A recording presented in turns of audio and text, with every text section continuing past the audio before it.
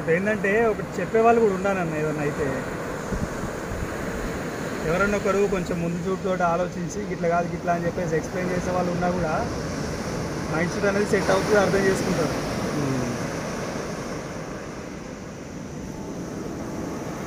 ఎంత అవుతుందన్న ఈ టైంలో ఫ్లైట్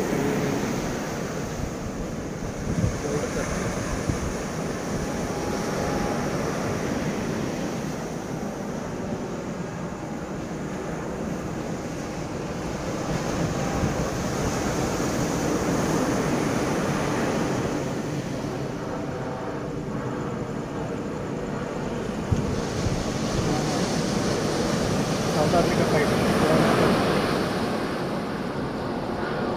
అది సౌత్ ఆఫ్రికా ఏర్పడుతుంది ఫ్లాగ్.